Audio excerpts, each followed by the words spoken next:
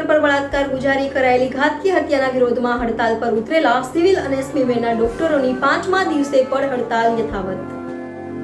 સુરતમાં કલકત્તાની ઘટનાને લઈને 5મા દિવસે સુરતના તબીબો હડતાલ પર યથાવત। તબીબોની હડતાલથી લઈને પરેશાન થઈ રહ્યા છે દર્દીઓ। આજે નવી સિવિલ અને સ્મીમેર હોસ્પિટલના દર્દીઓની સંયુક્ત રેલી કાઢી કલેક્ટર કચેરીએ પહોંચશે, ન્યાય આપવાની માંગ કરશે। Shivangi Solanki, second year resident patho. હવે અહીંયાથી કલેક્ટર ઓફિસ અમે લોકો જઈ રહ્યા છીએ, બધા સિવિલ અને સ્મીમેર બંને કોલેજીસના ડૉક્ટર્સ બધા ભેગા થઈને। હજુ સુધી અમને ન્યાય મળ્યો નથી। આજે અમારી 5મી દિવસની હડતાલ છે, છતાંય અમારે જે હજુ મુદ્દો છે એ મુદ્દો એમનેમ જ છે।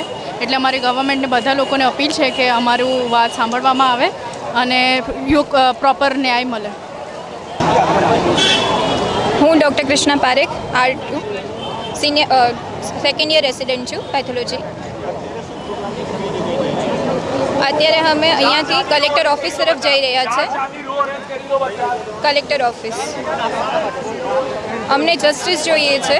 જે વિક્ટિમ સાથે, જે ફિમેલ ડૉક્ટર, રેસિડેન્ટ ડૉક્ટર સાથે જે હોસ્પિટલમાં થયું છે, જેથી કોઈ હોસ્પિટલ બી અત્યારે સેફ નથી અને અમારું તો આ વર્ક પ્લેસ છે। અમે 24/7 અહીંયા ડ્યુટી કરીએ છીએ, તો એના માટે અમારે જસ્ટિસ જોઈએ છે। જ્યાં સુધી જસ્ટિસ નહીં મળે ત્યાં સુધી મારી હડતાલ ચાલુ રહેશે।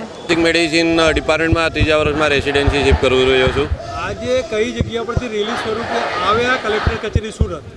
આજે અમે સિવિલ હોસ્પિટલ અને સ્મીમેરના બી રેસિડેન્ટ ડૉક્ટર અમારી રેલી માટે સિવિલ હોસ્પિટલ આવ્યા અને સિવિલ હોસ્પિટલ સુરત અને સ્મીમેર બંને મેડિકલ કોલેજના રેસિડેન્ટ ડૉક્ટરો, ઇન્ટર્ન ડૉક્ટરો અને યુજી સ્ટુડન્ટ ભેગા થઈ આશરે 800થી 1000 ડૉક્ટરો હાજર થઈને કલેક્ટર ઓફિસે આવેદનપત્ર માટે રેલી કાઢીને આવ્યા છીએ। અમે શું માગણી છે અને કેટલા સમયથી તમારી માગણી સંતોષાતી નથી? અમે પહેલી માગણી તો અત્યારે હાલમાં મીન્સ કે કોલકાતામાં જે ડૉક્ટર જોડે ઇન્સિડન્ટ બન્યો છે, ભારતની કોઈ પણ મહિલા ડૉક્ટર જોડે કે કોઈ પણ મહિલા જોડે આવો ઇન્સિડન્ટ ના બને, આવો ગેંગરેપ ના રહે, એની અમે વિનંતી કરીએ છીએ સરકારને કે આ બાબતે તમે પ્રોપરલી ધ્યાન દોરો। બીજું કે અમે આ હોસ્પિટલમાં જે સિક્યુરિટી પ્રોવાઈડ કરવામાં આવે છે ગવર્મેન્ટ હોસ્પિટલોમાં, એ લો લેવલની હોય છે, મીન્સ કે એમાં ગમે ત્યારે ગમે ઇન્સિડન્ટ બની શકે છે, બરાબર? એટલે જે રીતના એરપોર્ટ ઓથોરિટીને જે રીતના સિક્યુરિટી પ્રોવાઈડ કરે એટલી જ એના એ ટાઈપની એનાથી નીચેની બી અમને હોસ્પિટલમાં સિક્યુરિટી પ્રોવાઈડ કરો, જેના લીધે ડૉક્ટરો, પેશન્ટ, દર્દીઓને બી બરાબર સુવિધા અમે પ્રોવાઈડ કરી શકીએ।